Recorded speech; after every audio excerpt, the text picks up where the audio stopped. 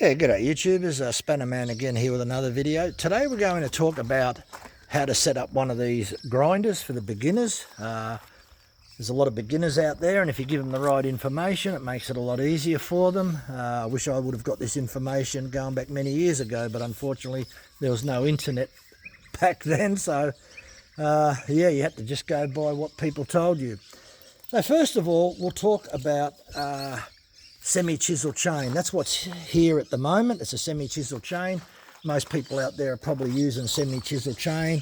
We've got a replica of one, and if you have a look at it, it's got a nice rounded corner on it.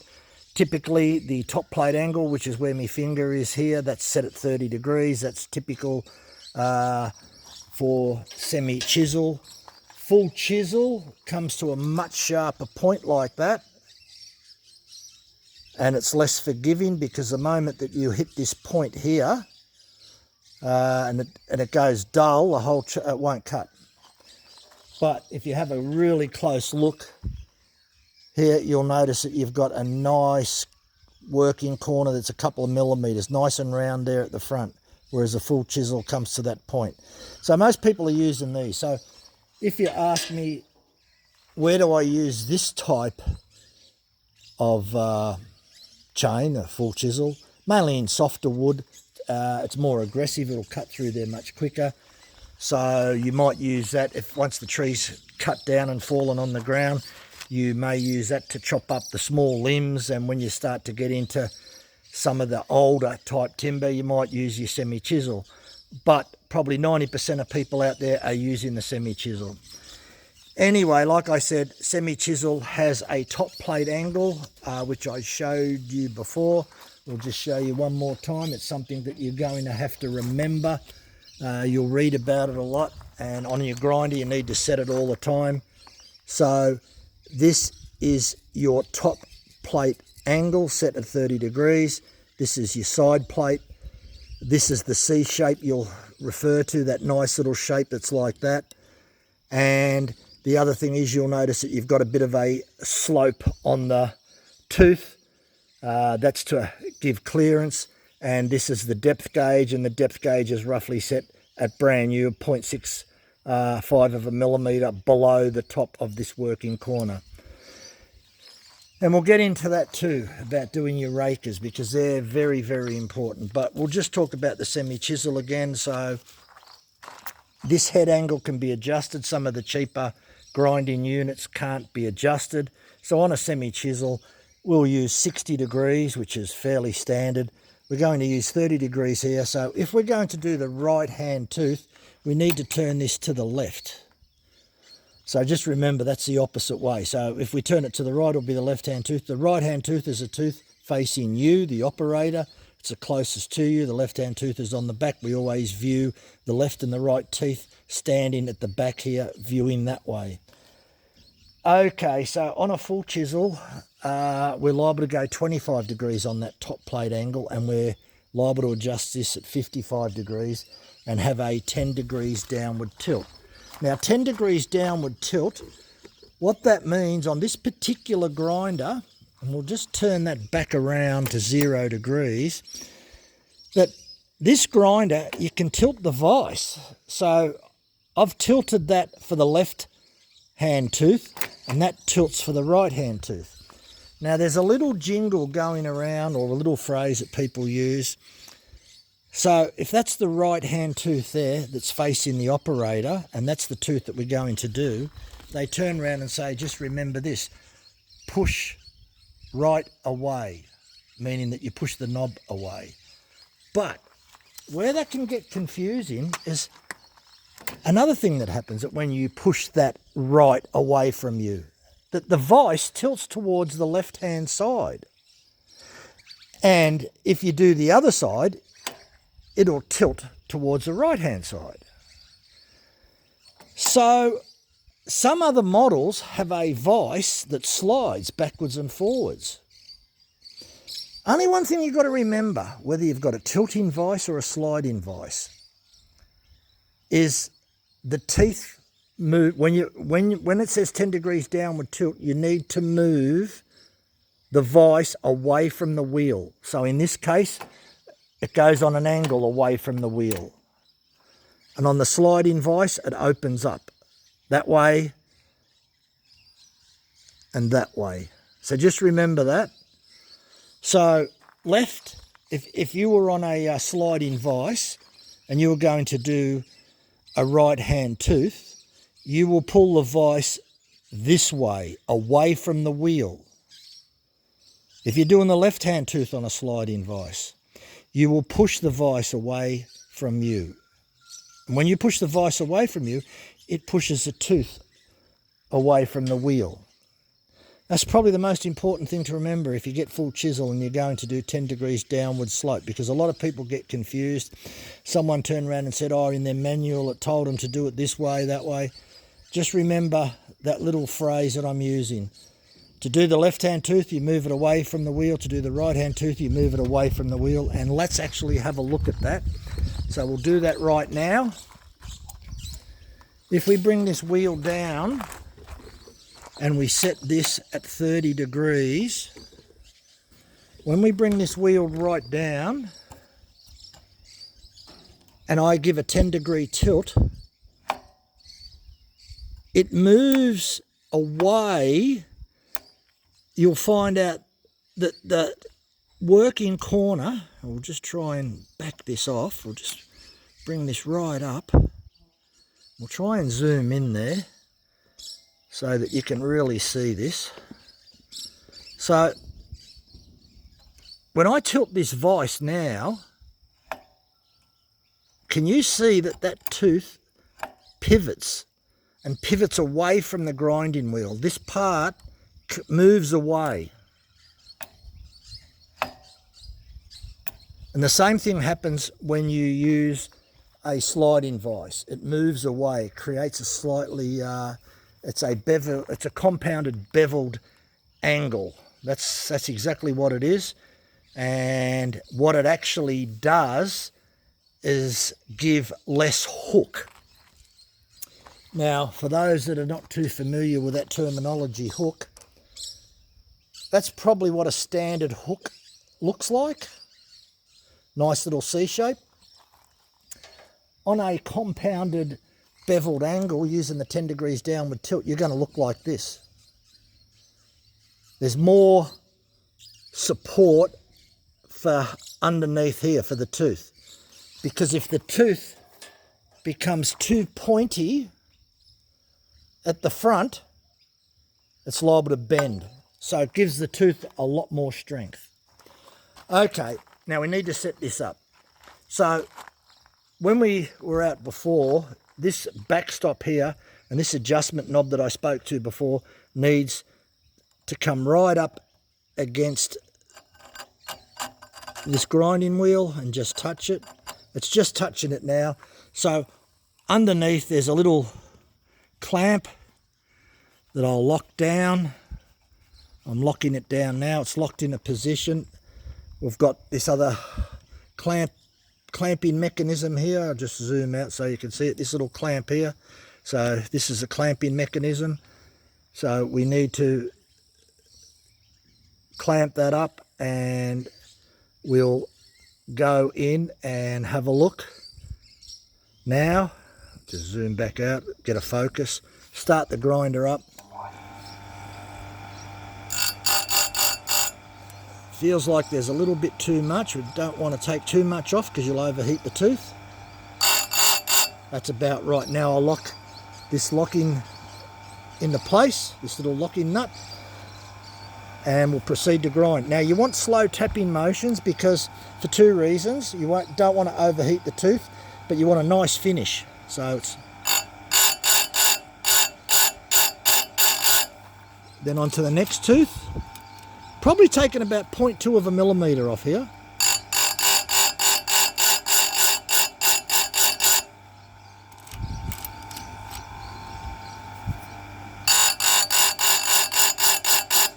Now there's only about a couple more teeth. I've got a yellow mark here, so I've done the rest of this chain before. There's the yellow mark. I didn't want to spend... You may have noticed, I'll just turn this off, that tooth was rocking backwards and forwards a little bit, because this chain's half worn out and there's a lot of slop in this. Now we'll see whether you can see it or not. By taking your time and bringing the grinding wheel down, you want to get a nice smooth, I'm hoping you can see that's a beautiful finish. I could see that with my eyes quite good. I'm hoping you can see that on the camera, that's a nice smooth finish.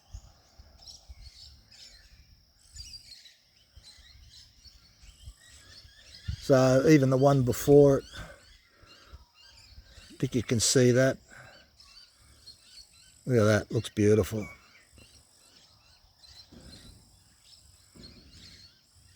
A lot of times you won't get that with a file. So if you just take your time, you'll get a nice finish on your chain and it'll be razor sharp. So the last thing you want to do is bring the grinding wheel down too hard and fast.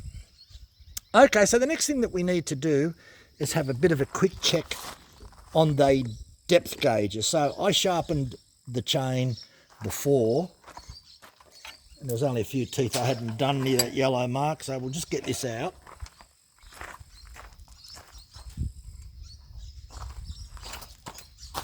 And I've got two type of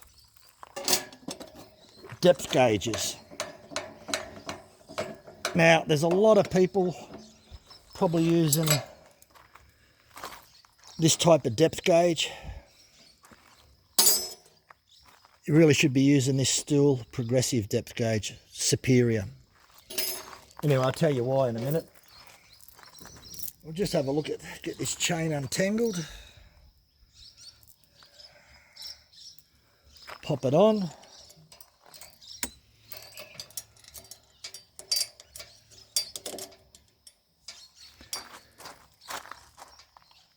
And we need to zoom in there and have a good look. Now, what I'd like to show you is this type of depth gauge here, which a lot of people use, is commonly used, and what people do when using this type of depth gauge, that if the raker protrudes, they file it. These gauges are hardened to a Rockwell of 62, so you can file over the top. But as this chain wears down, if you actually look on here, it's only got 0.65 of a millimetre. That means that this depth gauge here sits 0.65 of a millimetre below the highest point of the working corner, which is on this side because it's a left-hand tooth. So it's sitting 0.65 of a millimetre, which is fine until the tooth wears about halfway down and you really need to go to a progressive depth gauge. This type of gauge has markings on it which you can check your top plate angles. It's got side markings for your side plate angles, but we won't go into that. That's getting more complicated. So you've got 30 degrees left and right, 10 degrees, and 35 degrees left and right. The new type of depth gauge that's still brought out in 2017 is this one. So it's only been like 6 years since they brought this out. It has a hard and soft setting. The soft setting is probably about 0.7 or 0.75, whereas the hard setting is 0.65 roughly of a millimetre. But what actually happens as the tooth wears down, and because this is on an angle, sits on an angle, by the time you get down to the end of the life, say from a brand new tooth, by the time it wears down, the depth of the tooth would have lost 1.4 millimetres in height. And what that will mean for this specific gauge, that at the moment, if you've got a brand new chain and I was to put this gauge on there, I would measure the same as this, 0.65. But this is referred to a constant depth gauge. It will only ever constantly measure 0.65 of a millimetre, whereas this will, by the time you get to the end of the life of the tooth and you hit the witness mark, this depth gauge will be about 1.4 millimetres lower. And you need it to be like that because of the rocking motion. The more and more that you file off the tooth, this needs to progressively go down at a different rate. And that's where this gauge comes in. So if you've got a left-handed tooth, you put this on the left-handed side like that, and you leave the plate in position and file over the top. And it's just a matter of going to the next tooth and filing over the top. You'll get used to the gauge, because what will happen, the file will skate over the top. I just did this before anyway, so I'm just sort of like showing you how it works. And as I said, what will happen is that when there's nothing left to file, it just slides over, very slippery, like Teflon. A lot of the cheaper gauges that are out there aren't even hardened, and you file a gauge away. You can't file like this. What you've got to do, and I won't mention the brand names, you'll put the gauge on top, you get your file. If you can feel resistance, you'll take it off, a couple of strokes, put it back on, file, check, file. So you'll be putting the file and the gauge back. Whereas this particular gauge, it's a one-step operation. You just put it on top, run the file over. If there's something to remove, the file will remove it. Much, much faster, much, much better. Look, that's probably about it. I don't think that there's probably much more else that I can tell you, except you'll also hear a lot of other people and they'll say, oh, how often do I actually check the depth gauges? Well, I've got too many chains, so I've got to check every single time that I sharpen a chain. And if I can remember that I used this chain last, I go, oh, I don't need to check because I only done it the other day. So yeah, but it still pays to check. It doesn't take long. Another thing that you might come across on the internet is that you'll hear people, even Oregon will tell you, they'll say to you, examine your chain, find your worst tooth, mark it, grind or file every single tooth the same length. Keep them all the same length. Well, I don't like that advice. And the reason I don't like it is, let's just say I go out there and I'm cutting a bit of timber and I hit the dirt and I damage this tooth and this tooth. And I've got to take, it could even be 3 teeth, and I've got to take 2 millimeters off it. Well, I'm not going to file or grind 2 millimeters off every single tooth just to make them the same length. That's the whole idea of using the depth gauges. Now, the only time, if this tooth, let's say that I agree in principle that we keep the teeth length as uniform as possible where practical.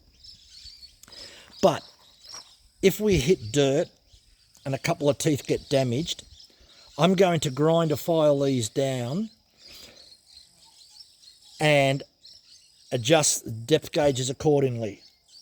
Now, what can happen if you've got a couple of short teeth is that they mightn't bite into the timber as much.